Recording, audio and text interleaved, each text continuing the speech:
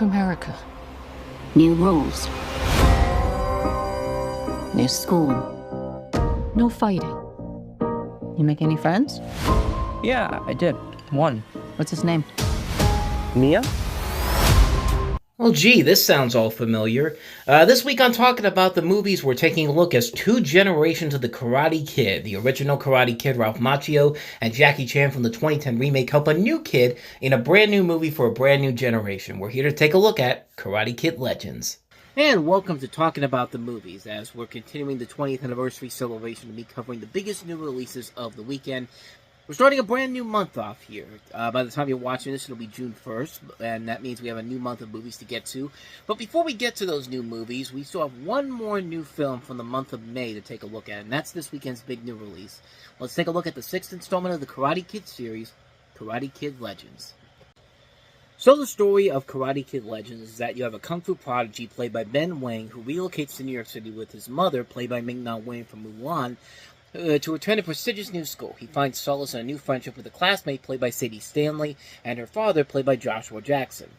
But his newfound peace is short-lived after he attracts unwanted attention from a formidable local karate champion. Driven by a desire to defend himself, Lee embarks on a journey to enter the ultimate karate competition. Guided by the wisdom of his kung fu teacher, Mr. Han, played by Jackie Chan from the 2010 remake, and the legendary Karate Kid, Daniel LaRusso, played by Ralph Macchio from the original Karate Kid, as well as Cobra Kai.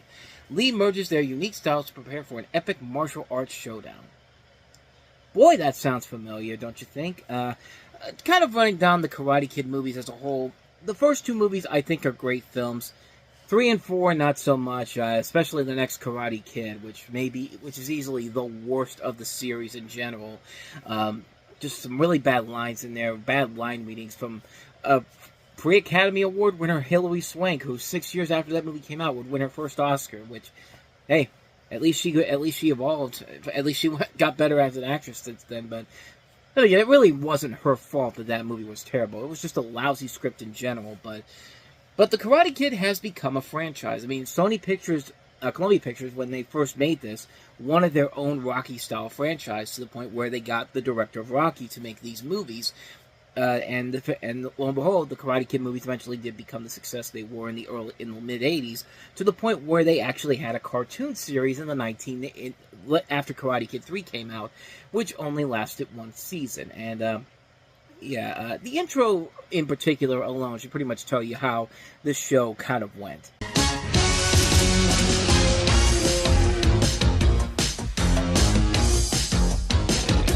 Karate Kid!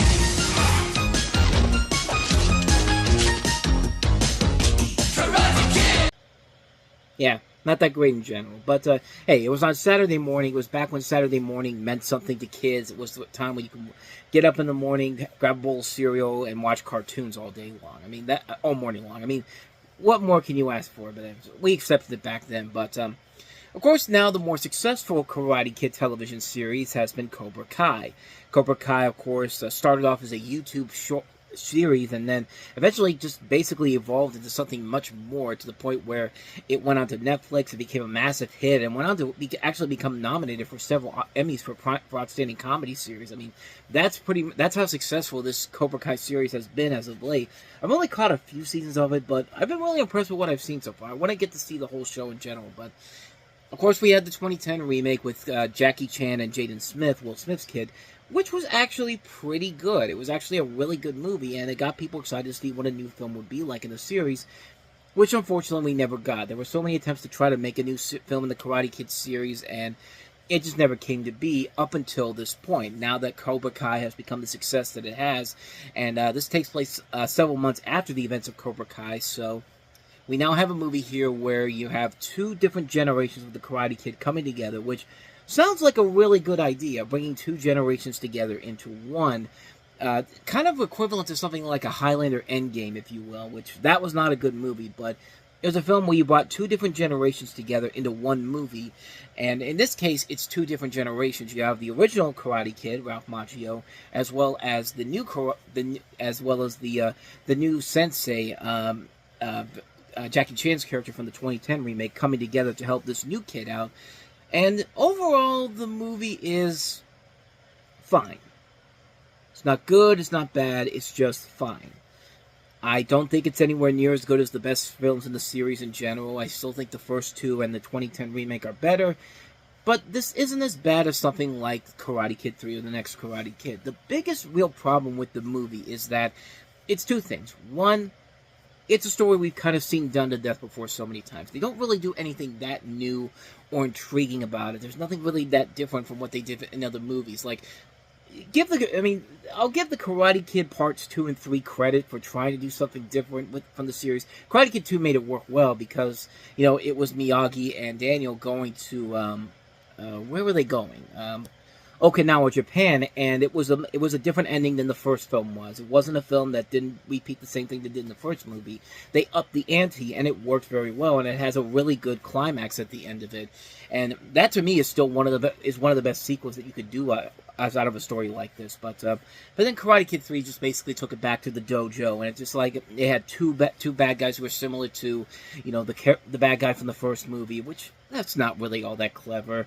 Next Karate Kid was just kind of lame at it too. Like the big villain was a drill sergeant teacher who didn't like the fact that Hilary Swank wanted to fight and all that, and a guy who wants to have sex with her badly, and whenever she doesn't want to take any advances from him, he just basically wants to punch the shit out of her. Just like, that's a great lesson to teach the kids.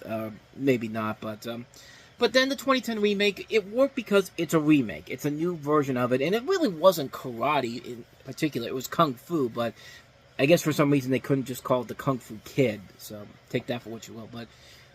And again, it's here. We're going back to kind of the basics here in general. I mean, they do change it a little bit towards the end. It's not taking place in a dojo inside of a building. No, we got to put it on top of a building now. So I guess that's the major difference here. But I think the other problem I think this movie has is that it's basically two scripts coming together. You can tell that this was two different scripts here. Like, I get a feeling that some of this was the original script for the Karate Kid sequel with Jackie Chan, and the other was a new movie that they had planned.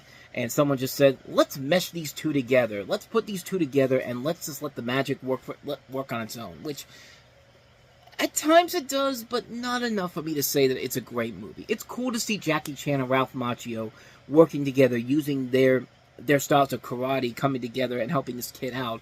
And you've got a really good cast overall in here. I think the main characters are a lot of fun to watch. I think they are enjoyable characters, but they don't really do a whole lot to make it distance itself from the original movie. And I think that's really the biggest flaw of the film. It's just like, it just feels like another Karate Kid sequel. One of the better ones, but at the same time, you really don't feel like you got anything out of it per se. And you could just tell when you're watching this movie that Sony is trying desperately hard to create the same kind of magic and nostalgia feel that they had with Ghostbusters Afterlife with the Karate Kid, because they both came out in the same year. And the reason why Ghostbusters Afterlife worked as well as it did was because you had a director in Jason Reitman who knew not to just make the same movie all over again. He takes elements from the first movie, but he creates a new story that works for these new set of characters, while also bringing in the older characters too, and leading to some great memorable moments, especially that climax at the end. Here, I feel like they took the same kind of idea. They took that same idea and said, let's put it to the Karate Kid. But instead, they don't have as good of a scriptwriter on this as they did with Ghostbusters Afterlife. And I think that really is the main flaw with the movie. The script overall really isn't that strong. And I think it just really ruins what could have been a really good series and a really good movie in general, which, here's the thing. It can work out if this film does become successful, which, considering that it doesn't really have that big of a budget overall, and it's kind of underperforming as of the time I'm speaking, but $45 million budget is not that hard to make back for a film that is probably going to make at least $20 million this weekend, so it should do good enough business where someone could see the possibility of continuing on with the series in general and doing a new film with a new set of characters in general. Like, it doesn't feel like you need to just step back and let keep bringing back the old characters again. Like, if you try to do something new and different with the films going forward, I think you could have something here, but this film in particular, I feel like they made it because Cobra Kai was such the big success when it came out, and the demand was there for a new Karate Kid film, and it was just like, the reason why Cobra Kai works is that they add character development to the story here. They add new elements that wasn't in the original series. They make characters like Johnny from the Karate Kid more enjoyable to watch, and you do like the banter between him and Daniel in that sense, which really kind of bugs me with the ending of the movie too, because you could just tell that was tacked on, their way to tie it back into Cobra Kai, and it kind of felt like that really did not feel like it was in the script in the original script for this. That felt like something they threw in at the last minute because it was just like, hey, Cobra Kai's a success. We got to throw this in.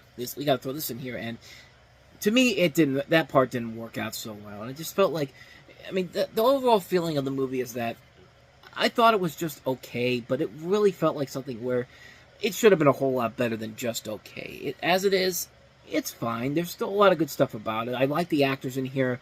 I like seeing the two universes, two mindsets coming together into one to help this kid out.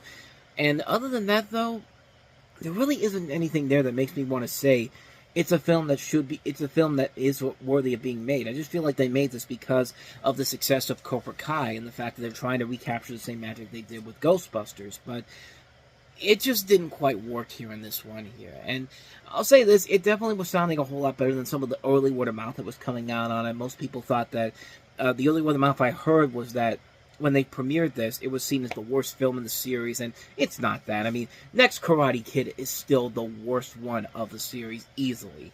Nothing will ever top the badness of that movie, but, somebody's going to try one day. But so overall, my final thoughts on Karate Kid Legends, it's good. It's a good movie, not a great movie. It's definitely somewhere in the middle. Like, it's more of a film where I think if you're a fan and you can accept the fact that they're just redoing the same thing again, I think you're going to enjoy it a lot more.